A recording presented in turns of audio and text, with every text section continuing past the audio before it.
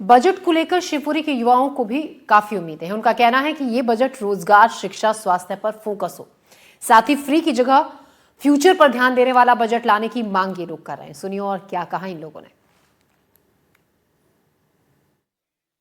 केंद्र की मोदी सरकार के तीसरे कार्यकाल का ये दूसरा आम बजट है जिसे वित्त मंत्री निर्मला सीतारमण कल सामने लाएंगी। इस बजट को लेकर देश का युवा क्या सोचता है उसे जानने के लिए ग्राउंड जीरो पर हैं बहुत सारे युवा हमारे साथ में हैं और उनसे समझने की कोशिश करते हैं कि वो बजट को कैसा देखना चाहते हैं। मैं बजट को टेक्निकल सेक्टर पर और प्रीवियस योजनाओं को खत्म करने वाले बजट के रूप में देखता हूं। जैसे उदाहरण के रूप में जो प्रधानमंत्री किसान सम्मान निधि है जो किसानों को दी जाती है, उसकी जगह अगर किसानों को एमएसपी दी जाए जो वर्तमान में वो मांग करने लगे तो वो ज़्यादा उचित होगा। इस खेती में तकनीकी रूप से खेती को बढ़ावा देना चाहिए तो प्रधानमंत्री किसान सम्मान निधि की जरूरत ही नहीं पड़ेगी। वर्तमान में देखा जा रहा है कि राज्य सरकारें और केंद्र सरकार भी प्रीवियस योजनाओं के नाम पर सार्वजनिक घाटा को बढ़ाती जा रही हैं। सार्वजनिक घाटा बढ़ रहा है, युवा कहता है इससे रोकने की जरूरत है। आपको क्या लगता है कि क्या सरकार को विजन के साथ आना चाहिए, युवाओं को कनेक्ट करने के साथ आना चाहिए इस बजट में? हाँ, मेरा सबसे मेजर पॉइंट ये रहेगा कि हमारा बजट जो होता है वो एनवायरनमेंट फ्रेंडली होना बहुत ज़रूरी है, क्योंकि हम देख ही नहीं रहे हैं एनवायरनमेंट को। मतलब बजट एनवायरनमेंट फ्रेंडली होता नहीं है तो एनवायरनमेंट को कितना हार्म, कोई भी कंपनी आके स्टैब्लिश हो जाती है तो एनवायरनमेंट को इतना हार्म होता है।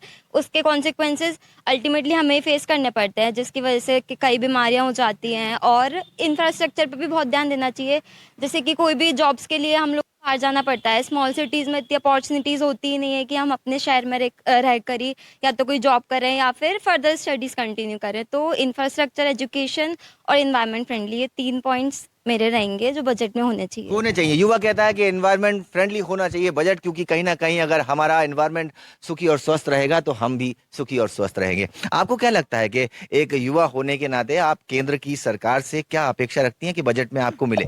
जैसा कि हम लोग जानते हैं कि आज हमारे देश में 65% जो प्रतिशत है वो युवाओं से घिरा हुआ है। तो हम ये देखना चाहेंगे कि जो भी हम बजट निकालते हैं, जिस भी प्रकार की हम जो भी विधाएं वगैरह बनाते हैं, तो हम ये ध्यान में रखें कि उससे युवाओं का कितना फ़ायदा है और किस प्रकार से युवा उसका फ़ायदा उठा सकता है। 65% युवा है देश के अंदर, सोचता है कि उसको कनेक्ट करने की बात की जाए बजट में। कोई स्पेसिफिक बात जो युवा बहुत गौर से महसूस करना चाहता हो?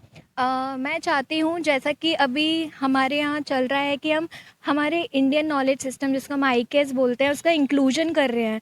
तो हम चाहते हैं कि यूनिवर्सिटीज़ और स्कूल्स वगैरह में ज़्यादा फ़ंड प्रोवाइड किया जाए, उनको ज़्यादा एलोकेट किया जाए, रिसोर्सेज एलोकेट की जाए, जिससे उसका इंकल्शन काफ़ी ईजी हो जाए। और मेडिकल सेक्टर पर भी जैसे हमारी बाकी स्कीम्स हैं, आयुष्मान भारत वगैरह, तो उसमें गवर्नमेंट फैसिलिटीज़ बहुत ईजी हो जाए लोगों के।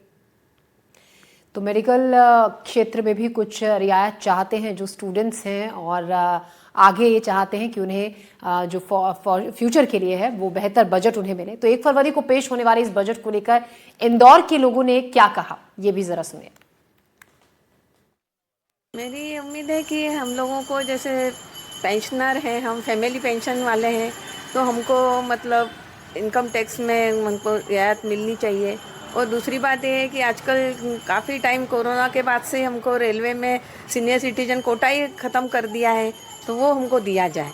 में कोई बदलाव तो होता नहीं है, हर साल वही बजट होता है। बट हाँ, आशा ये है कि इस बार इनकम टैक्स में कुछ छूट मिले, कुछ रिबेट मिले, क्योंकि सबसे ज़्यादा मार मिडिल क्लास लोगों को लगती है। उसके अलावा अपर क्लास या बिजनेस क्लास लोगों को उसका कोई इफेक्ट नहीं होता है। सबसे ज़्यादा इफेक्ट मिडिल क्लास लोगों के लिए होता है। इस वर्ष बजट में जो आम जनता के हिसाब से और मध्यम वर्गीय के लिए है, मैं ये कहूँगा कि बचत के ऊपर प्रोत्साहन देने के लिए सरकार को कुछ कार्य करना चाहिए।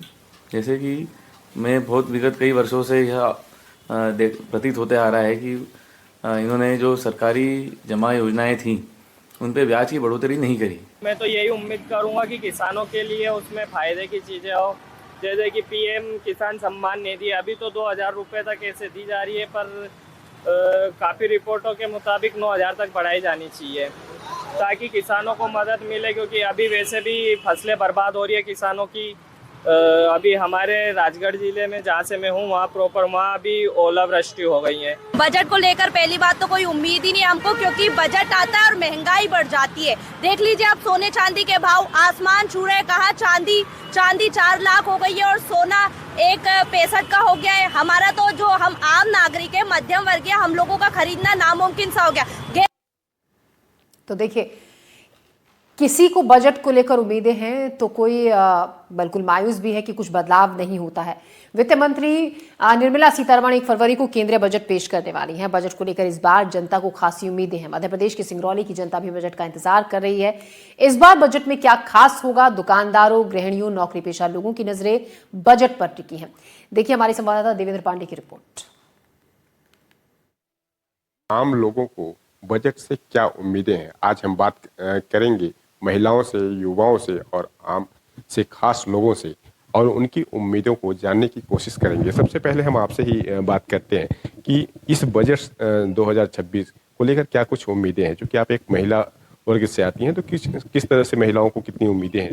देखिए, बजट से तो सभी को उम्मीदें हैं, न केवल महिलाओं को बल्कि युवाओं को, किसानों को, व्यवसायियों को, सभी को बहुत सारी उम्मीदें हैं।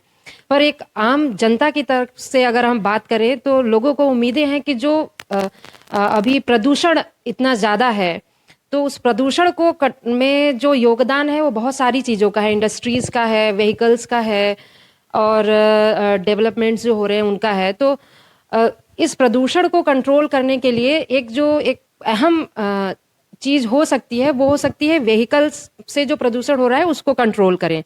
तो हम ये उम्मीद करते हैं कि जो इलेक्ट्रॉनिक व्हीकल्स हैं, ईवीज हैं, उनको प्रमोट करने के लिए, उनको आगे बढ़ाने के लिए ऐसी क्या योजनाएं आ रही हैं जिससे कि ईवीज का प्रोडक्शन और लोगों तक उनकी पहुंच बढ़ाई जा सके, जिससे कि प्रदूषण को तो कंट्रोल ही किया जा सके और साथ ही साथ जो लोगों के, युवाओं की बेरोजगारी की समस्या है उस पे भी काम किया जा सकता है। क्योंकि जब ये नई इंडस्ट्रीज आएंगी इन ईवीज को बनाने के लिए, तो रोजगार भी उसके साथ आएगा।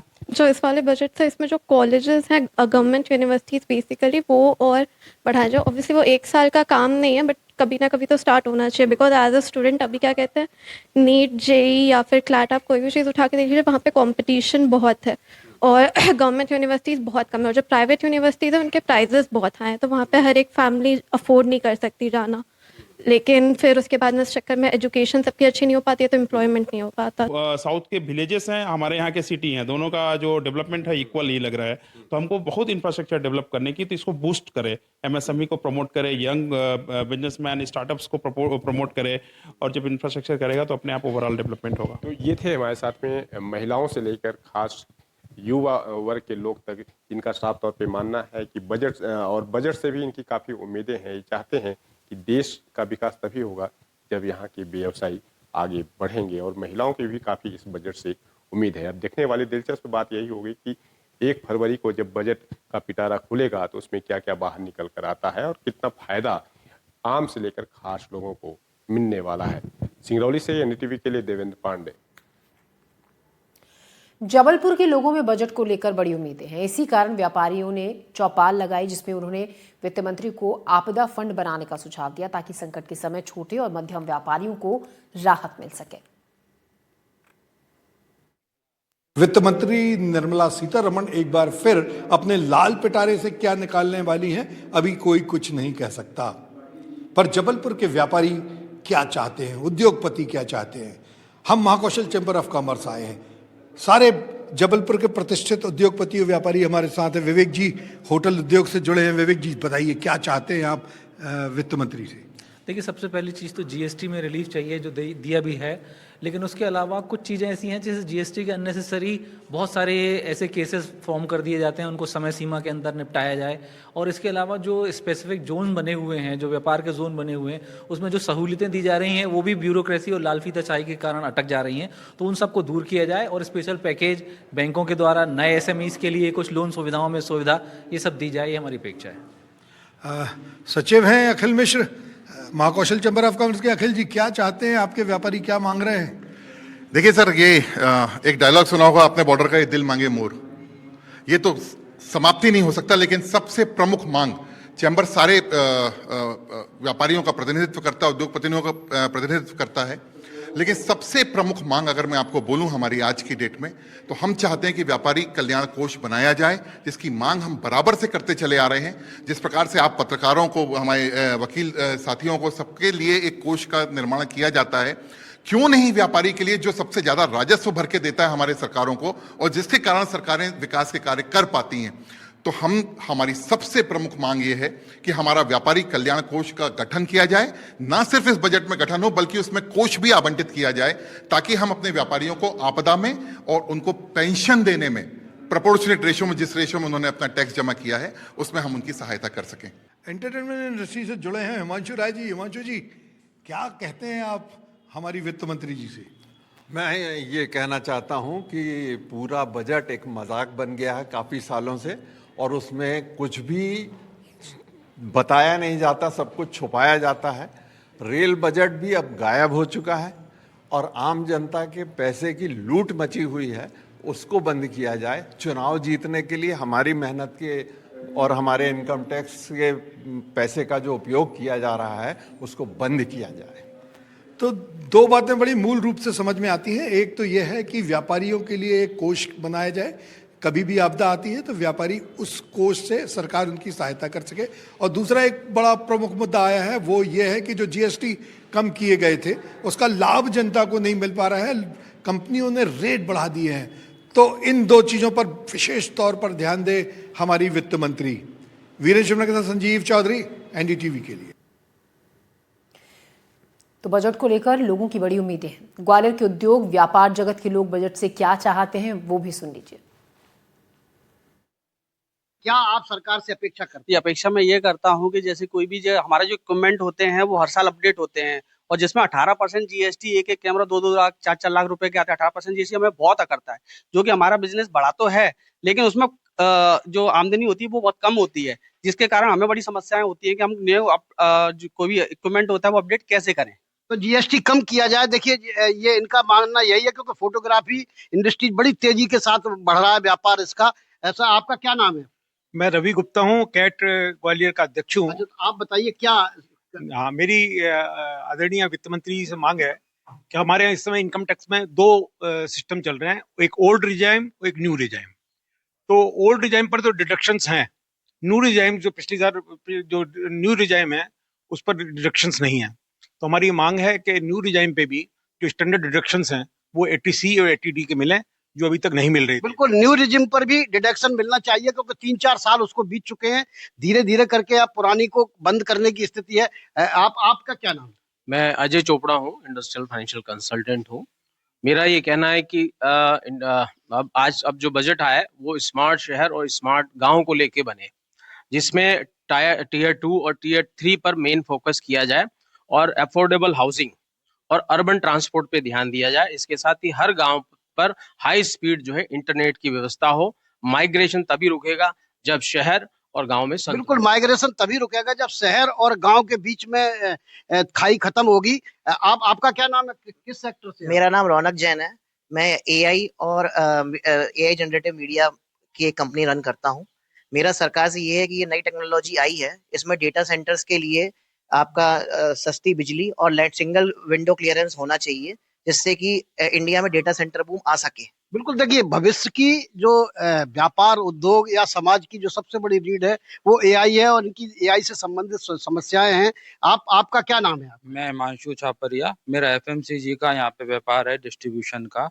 मेरी इस बजट में सरकार से ये अपेक्षाएं हैं कि जैसे ईज ऑफ डूइंग बिजनेस का जो प्रमोट करने के लिए जो सरकार की नीतियां हैं, जैसे मान लीजिए जीएसटी का रिटर्न है, वो भरने के लिए भी काफी रिटर्न हमको भरना पड़ते हैं, उसमें कुछ संशोधन। बिल्कुल, देखिए, एफएमसीजी में बहुत सारी वैरायटीज होती हैं, तो उनको अलग अलग वेरीफाई करना बहुत मुश्किल होता है। तो उसका कुछ सरलीकरण किया जाना चाहिए, ताकि वो आसानी से टैक्स भर सके, सरकार को भी फायदा हो, उनको भी फायदा हो। आपका क्या नाम है? सर नमस्कार, मेरा नाम डॉक्टर सौरभ खंडेलवाल है। मेरा होटल का बिजनेस है।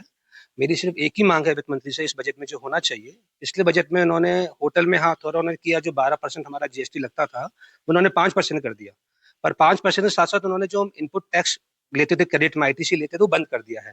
मेरी इतनी सी मांग है कि एटलीस्ट जो हम लोग जीएसटी ऑलरेडी पे करते हैं जिन वस्तुओं का जो सामान हम लेते हैं उसका भी क्रेडिट हमको मिलना चाहिए।